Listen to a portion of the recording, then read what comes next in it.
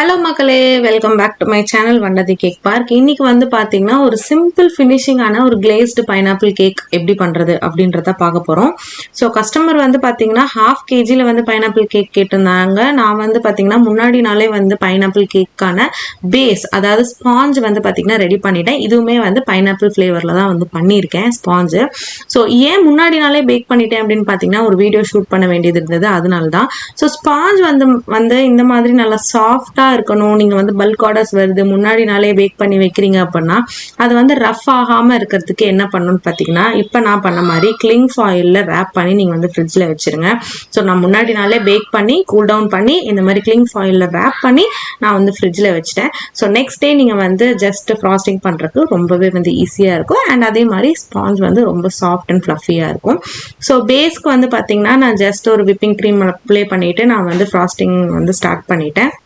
So பேஸில் வந்து பார்த்தீங்கன்னா நான் வந்து ஜஸ்ட் விப்பிங் க்ரீம் வச்சுட்டு அண்ட் அதே மாதிரி அதில் வந்து பைனாப்பிள் க்ரஷ் தான் வந்து போட போகிறேன். ஸோ ஆஸ் யூஷுவல் நம்ம ப்ராசஸ் பண்ணுற மாதிரி தான். சுகர் சிரப் வந்து போட்டுட்டீங்க அப்படின்னா உங்களுக்கு வந்து நல்லா சாஃப்டாக இருக்கும் அண்ட் அதே மாதிரி ஜூஸியாகவும் இருக்கும்.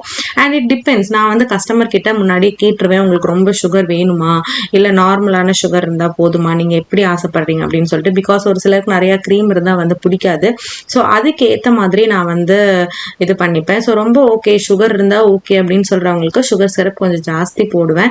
இல்லை அப்படின்னா நம்ம வந்து சுகர் சிரப் ரொம்ப கம்மியாக நம்ம வந்து ஃபில் பண்ணிட்டு அண்ட் அதுக்கப்புறம் நம்ம க்ரஷ்லையும் க்ரீம்லையும் இருக்கிற சுகரோட டேஸ்ட்டே வந்து போதும் அப்படின்னு சொல்லிட்டு விட்டுருவேன். ஸோ ஆஸ் யூஷுவல் வந்து பார்த்தீங்கன்னா பேஸ் வச்சுட்டு அப்புறம் க்ரீம் அப்புறம் க்ரஷ் அண்ட் அதே மாதிரி மறுபடியும் பேஸ் க்ரீம் க்ரஷ் அதே மாதிரி நம்ம வந்து ப்ராசஸை கண்டினியூ பண்ணிகிட்டே இருக்கிறோம். ஸோ கண்டினியூ பண்ணி முடிச்சுட்டு பார்த்தீங்கன்னா க்ரம் கோட் வந்து கம்ப்ளீட்டாக கொடுத்துட்டு அட்லீஸ்ட் வந்து பார்த்தீங்கன்னா ஒரு 1 hour அது ஃப்ரிட்ஜில் செட் பண்ணுங்கள். இல்லை நீங்கள் ஒரு 3 to 4 hours செட் பண்ணிங்க அப்படின்னா ஃபார் பெட்டர், ரொம்பவே வந்து நல்லா உங்களுக்கு செட் ஆயிருக்கும். க்ரம் கோட் கொடுத்து செட் பண்ணுறது ரொம்ப ரொம்ப முக்கியமான ஒரு ப்ராசஸ்னே சொல்லணும் கேக் ஃப்ராஸ்டிங்கில். அப்போ தான் உங்களுக்கு வந்து க்ரம்ஸ் எதுவுமே நம்ம ஐசிங் பண்ணும்போது உங்களுக்கு டிஸ்டர்ப் பண்ணாமல் இருக்கும். ஸோ க்ரம்ஸ் கோட் கொடுத்து செட் பண்ணி முடிச்சு 1 hourக்கு அப்புறம் நம்ம வந்து ஐசிங் பண்ணுறதுக்கு ஸ்டார்ட் பண்ணியாச்சு.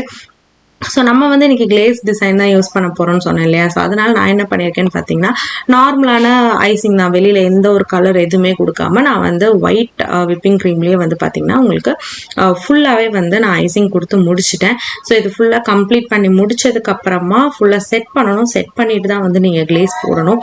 நீங்கள் செட் பண்ணாமல் வந்து மேலே கிளேஸ் ஊற்றுனீங்க அப்படின்னா, அதாவது நியூட்ரல் ஜெல் வந்து ஊற்றுனீங்க அப்படின்னா உங்களுக்கு வந்து க்ரீம் அண்ட் கிளேஸ் வந்து பார்த்தீங்கன்னா உங்களுக்கு அப்படியே மிக்ஸ் ஆகி உங்களுக்கு ஒரு மாதிரி சொதப்பிடும். ஸோ அந்த மிஸ்டேக் வந்து பண்ணாதீங்க.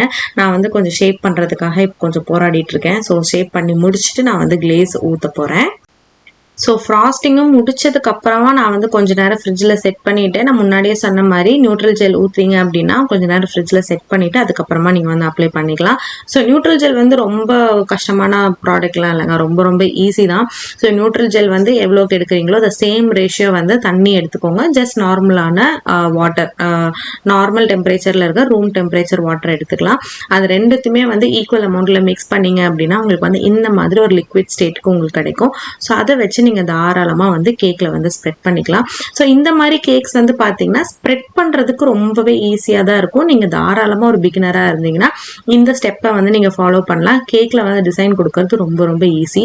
ஸோ மேலே வந்து பார்த்தீங்கன்னா அதே மாதிரி பிளாக் கிளேஸ் வச்சு ஜஸ்ட் ஒரு லைன்ஸ் மாதிரி கொடுத்துட்டு நான் இந்த மாதிரி சின்னதாக ஒரு லைன்ஸ் எஃபெக்ட் வந்து கொடுத்துக்கிட்டேன்.